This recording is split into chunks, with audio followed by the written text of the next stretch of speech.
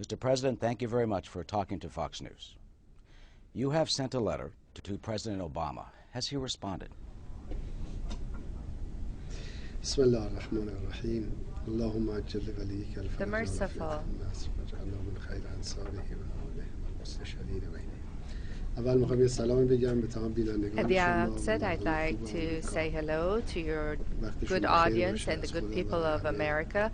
I wish you all a happy time and hope you've had a great day, and I wish joy and success from Almighty God for all of you. Of course, I'm sure that had he responded, you would have known. Maybe not. Maybe there's diplomatic channels that we don't know about. But my letter to him was announced, and the content of the letter was published.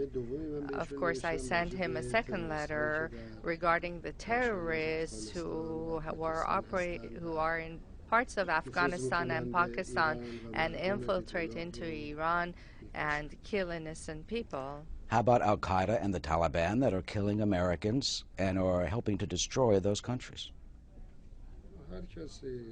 Any group, any individual, whether those who come to Iran to kill innocent people and are backed by U.S. military bases.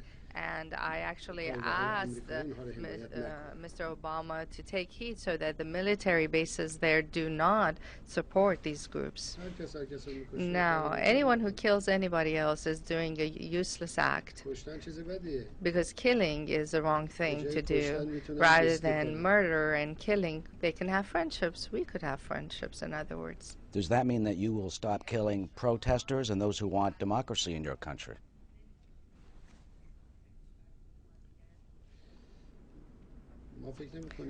We don't feel that when you clash with the police, you're seeking democracy.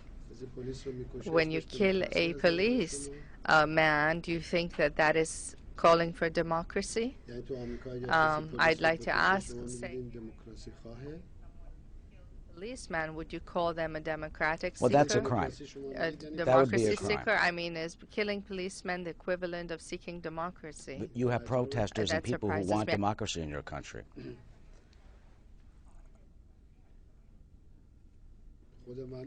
I would be the first person who wants democracy in my country. I am the result of a democracy, the way I see it, at the highest level of democracy in history. The best democracy, and so to say. I have received over 2.5 times more votes than American presidents have. Mr. President, so that is democracy. Since we have a short time, let me skip to some other questions. You wished Americans well, but you have insulted millions and millions of Americans by claiming that the U.S. government had a hand in 9/11. Quite frankly, sir, how could you say such an insane and nutty thing?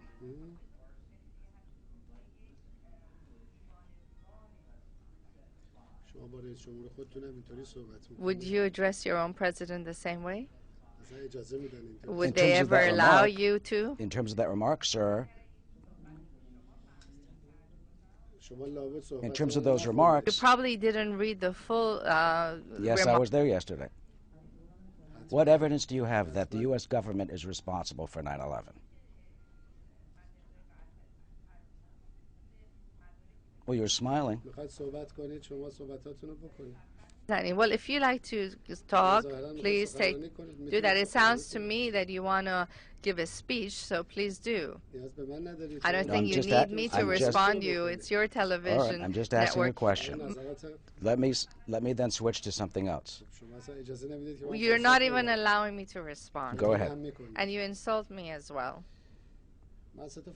I announced and actually suggested 3 theories. And these 3 theories are present here in the minds of American people. Numerous books have been written on them. Do you believe yourself, do you believe that the government had a hand in 9/11? I did not give an opinion of my own. I actually suggested that a fact-finding group and mission be formed to delve into the truth. Do you think that the entire world has to accept what the U.S. government tells them? Or do you think that perhaps a fact-finding mission is necessary to tell the world? Osama bin Laden has taken credit. Al-Qaeda officials have taken credit. It seems very clear. That's fine, but the fact-finding mission can shed light on who the perpetrators were.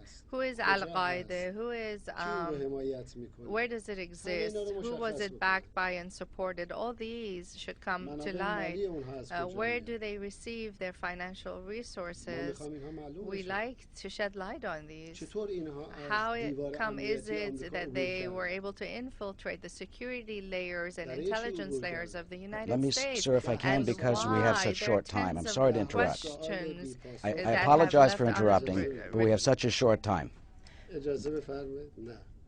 No, allow me. You have to allow my sentence to finish.